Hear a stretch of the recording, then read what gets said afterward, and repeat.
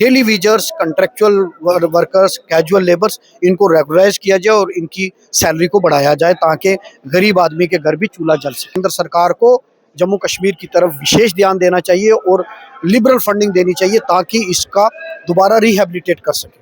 देखिए, new new administrative unit तो बनने चाहिए और अगर पीर पंजाल है उसको, और पीर पंजाल में अगर डिवकॉम बैठता है तो इसका फ़ायदा होता है। तो अगर जम्मू का मतलब सिर्फ जम्मू ही नहीं बल्कि जम्मू रीजन है तो वहाँ यूनिवर्सिटी एस्टैब्लिश हो ताकि पीर पंजाल रीजन में, ताकि लोगों को भी फ़ायदा हो।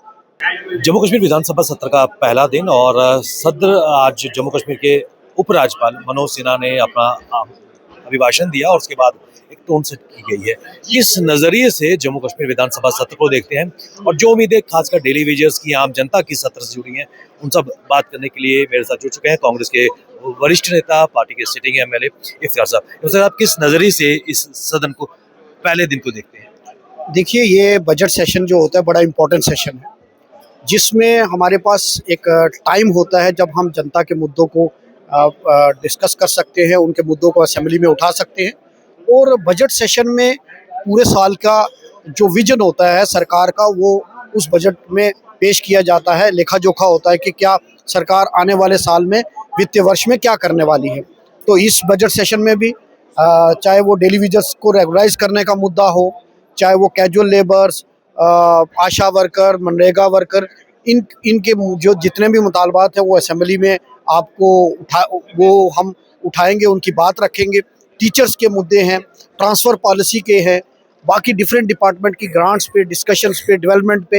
एक एमएलए जितने भी ऑनरेबल एमएलएज हैं उनके लिए एक असेंबली एक ऐसा फोरम होता है, प्लेटफॉर्म होता है जिसमें वो अपनी कॉन्स्टिट्यूंसी के मुद्दे और इन पर्टिकुलर और इन जर्नल वो अपनी यूटी के मुद्दे पूरे वो उठा सकते हैं। इसके साथ साथ जो अगर कल की बात करें, केंद्रीय बजट पेश किया गया, किस नजरिए से देखते हैं और जम्मू कश्मीर के लिए 2000 करोड़ रुपए अतिरिक्त दिए गए हैं, कितना प्रभाव खासकर यहाँ पर पड़ेगा?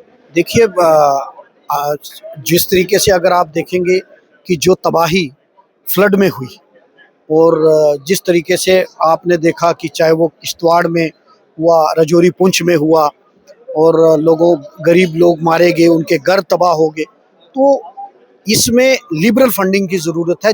जम्मू कश्मीर को अगर आपने रिकंस्ट्रक्ट करना है तो इसमें लिबरल फंडिंग की ज़रूरत है और केंद्र सरकार को जम्मू कश्मीर की तरफ विशेष ध्यान देना चाहिए और लिबरल फंडिंग देनी चाहिए ताकि इसका दोबारा रिहेबिलिटेट कर सके। इस सत्र से डेली वेजर्स को काफी उम्मीद है, एक दिराना मांग काफी समय से है, किस नजर से कांग्रेस को देखती है? देखिए, हम तो सरकार से कहेंगे और हम मजबूती के साथ इस मुद्दे को उठाएंगे। Daily wagers, contractual workers, casual labours, इनको रेगुलराइज किया जाए और इनकी सैलरी को बढ़ाया जाए ताकि गरीब आदमी के घर भी चूल्हा जल सके। पीडीपी अध्यक्ष की तरफ से एक बयान दिया गया था कि चिनाब वैली और पीर पंचाल में डिवीजन बनना चाहिए और ऐसे में भारतीय जनता पार्टी के कुछ नेताओं की तरफ से सेपरेट स्टेटहुड की बात की गई, किस नजरिए से आप देखते हैं? देखिए, हम तो कांग्रेस पार्टी हमेशा, जो जहाँ तक सेपरेट स्टेट की बात है, कांग्रेस पार्टी ने हमेशा यूनिफिकेशन की बात कही। आप हमें नई स्टेट नहीं, आप हमें पुरानी स्टेट दिला दो जिसमें हमारी कॉन्स्टिट्यूशनल गारंटी थी, जिसमें हमारे नौजवानों को रोजगार थे, जिसमें हमारी ज़मीनों पर हमारा अधिकार था। आप ये नई स्टेट वाली, अभी आपका मन नहीं भरा। मैं उनसे कहता हूँ जो नई स्टेट की डिमांड करते हैं उनका अभी मन जम्मू कश्मीर स्टेट के दो टुकड़े, महाराजा की स्टेट के दो टुकड़े करके उनका मन नहीं भरा कि आज भी वो ये डिमांड कर रहे हैं कि अब इसको भी बाइफरकेट और कर दो। तो ये ऐसे ही फजूल की बातें हैं। पर जो डिवीजन की मांग की है उससे कहीं ना कहीं आपके कितने को फर्क पड़ेगा? नहीं, वो तो देखिए, न्यू एडमिनिस्ट्रेटिव यूनिट तो बनने चाहिए और अगर पीर पंजाल है उसको, और पीर पंजाल में अगर डिवकॉम बैठता है तो इसका फ़ायदा होता है। तो नए एडमिनिस्ट्रेटिव यूनिट, जैसे जब गुलाम नबी आज़ाद कांग्रेस के चीफ मिनिस्टर थे तो तब नए जिले क्रिएट किए गए थे, नए सब डिवीज़न क्रिएट किए गए थे। तो एडमिनिस्ट्रेटिव यूनिट बनना कोई बात नहीं, लेकिन अलग राज्य का कांग्रेस विरोध करती है। पर डॉक्टर फारूक साहब ने कहा कि ये डिक्सन प्लान के तहत ही मांग है। देखिए, वो उनका बयान है, वो उसको किस नज़र से देखते हैं। मैं ये कहता हूँ कि अगर किसी को जैसे डिस्ट्रिक्ट, पहले एक डिस्ट्रिक्ट था, उसके एक डिस्ट्रिक्ट के दो डिस्ट्रिक्ट हो गए, तो अगर डिवीजन नया क्रिएट हो जाता तो क्या दिक्कत है? वो तो अच्छी बात है। नेशनल लॉ यूनिवर्सिटी को लेकर जम्मू में प्रदर्शन लगातार बढ़ता जा रहा है, किस नजरिए से देखते हैं? देखिए, नेशनल लॉ यूनिवर्सिटी मैं तो कहूँगा कि रजौरी में बननी चाहिए। क्यों बननी चाहिए उसका? में बननी चाहिए। हाँ, जम्मू खित्ते में बननी चाहिए और क्यों रजौरी में बननी चाहिए, क्योंकि राजौरी जो है वो एक ब्रिज का काम करता है जम्मू और कश्मीर के बीच में। 150 किलोमीटर अगर राजौरी जम्मू और श्रीनगर 120 किलोमीटर, क्लाइमेट के हिसाब से, ज्योग्राफी के हिसाब से वो सेंट्रल प्लेस आती है। तो उसमें कश्मीर का बच्चा भी इजीली आ सकता है, जम्मू का बच्चा भी आ सकता है।